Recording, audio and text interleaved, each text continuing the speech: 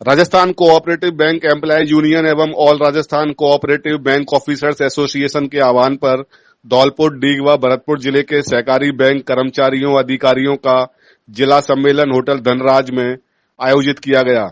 जिला सम्मेलन की अध्यक्षता जिला अध्यक्ष हरीश चंद्र मीणा ने की व सम्मेलन के मुख्य अतिथि व मुख्य वक्ता सहकार नेता सूरजभान सिंह आमेरा रहे।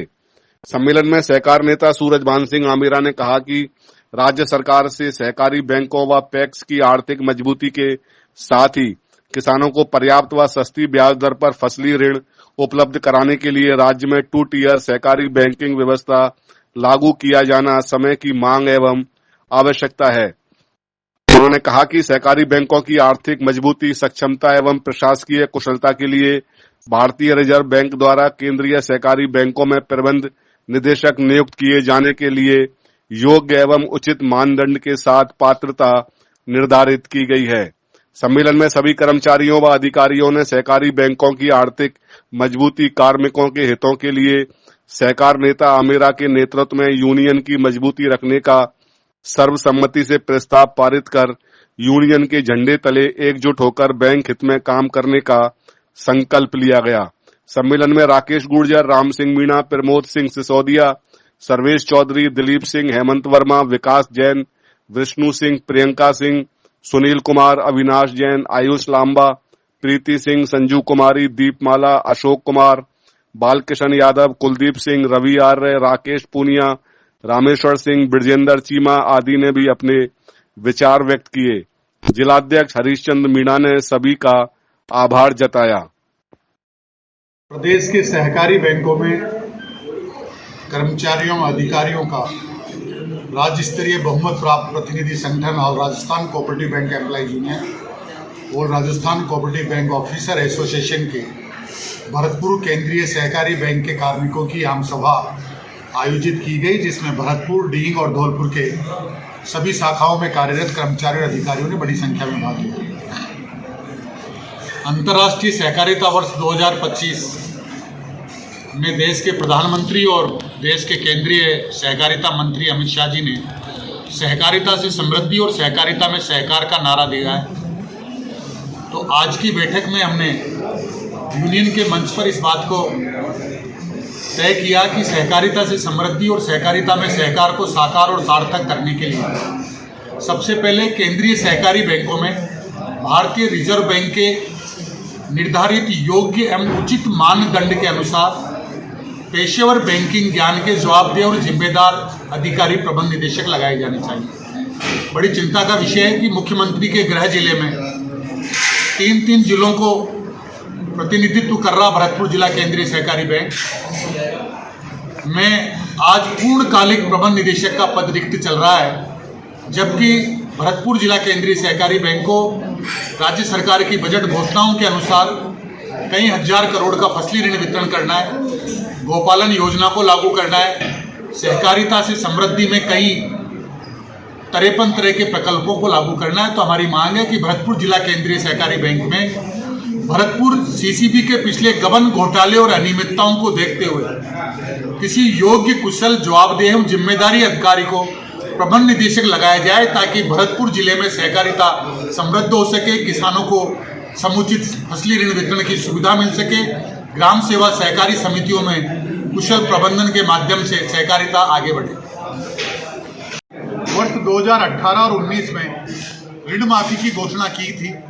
उस फसली ऋण माफी के पेटे राज्य सरकार से केंद्रीय सहकारी बैंकों को 764 करोड़ रुपए बकाया ब्याज के भुगतान किए जाने हैं, जिसमें भरतपुर जिला केंद्रीय सहकारी बैंक को 11 करोड़ 43 लाख रुपए राज्य सरकार से लेने हैं।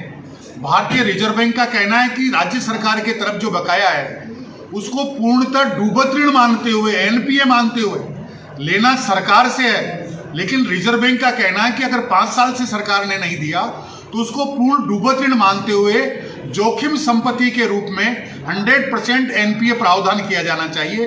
और उस प्रावधान को करने से भरतपुर जिला केंद्रीय सहकारी बैंक भारी घाटे में आ गया है।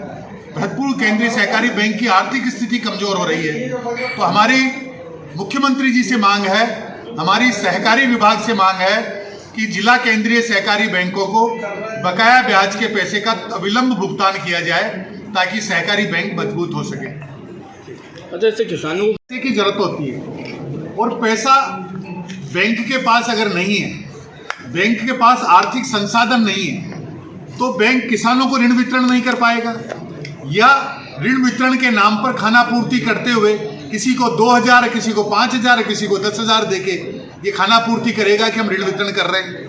तो किसानों को फसली ऋण दिए जाने के लिए बैंक के पास आर्थिक साधन उपलब्ध होना जरूरी है। और जब सरकार की तरफ बकाया 12 करोड़ रुपया नहीं मिल रहा है, वो तो एक अपने आप में समस्या है। दूसरी तरफ 12 करोड़ का प्रावधान और करना पड़ा, यानी 24 करोड़ रुपए से आर्थिक संसाधन सीमित हो गए। तो 24 करोड़ रुपए अगर बैंक के पास होते तो किसानों को ऋण वितरण में काम में लेते। योग्य और कुशल प्रबंध निदेशक होते तो भरतपुर जिला केंद्रीय सहकारी बैंक में जो गत वर्षों में गबन और घोटाले अनियमितता हुई वो नहीं होती। तो ये जरूरी है कि केंद्रीय सहकारी बैंकों में योग्य कुशल प्रबंध निदेशक लगाए जाए। राज्य सरकार ऋण माफी के बकाया पैसे का भुगतान करे। सहकारी बैंकों को अपेक्स बैंक में मर्ज करते हुए 2 टियर बैंकिंग व्यवस्था लागू की जाए। जिस तरह एक राज्य एक ग्रामीण बैंक लागू किया गया है, हमारी मांग है कि एक राज्य एक सहकारी बैंक हो। नाबार्ड केंद्रीय सहकारी बैंकों को भरपूर 50% ऋण सीमा तक पुनर्वित्त की सुविधा उपलब्ध कराए। नाबार्ड अपनी ऋण नीति को वर्ष के प्रारंभ में अप्रैल माह में ही जारी करे। केंद्रीय सहकारी बैंकों में चिकित्सा सुविधा के लिए RGHS को लागू किया जाए। केंद्रीय सहकारी बैंकों में पदोन्नति नीति में परिवर्तन किया जाए।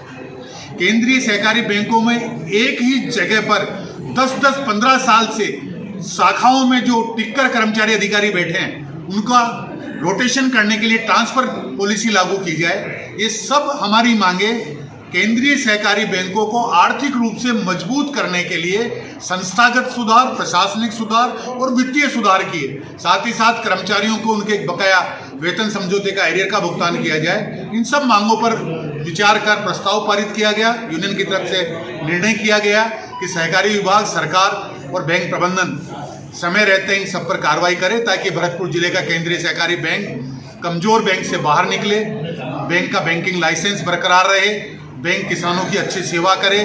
भरतपुर जिला प्रदेश के मुख्यमंत्री का जिला है, तो उनको इस बात का गौरव हासिल हो कि उनके कार्यकाल में, उनके मुख्यमंत्रित्व काल में भरतपुर जिला केंद्रीय सहकारी बैंक एक समृद्ध और अच्छे बैंक के रूप में स्थापित हुआ। ये हमारी मांग है। ऑल राजस्थान सूरज भान सिंह आमेरा, महासचिव all Rajasthan cooperative bank employees union और Rajasthan cooperative bank officer association.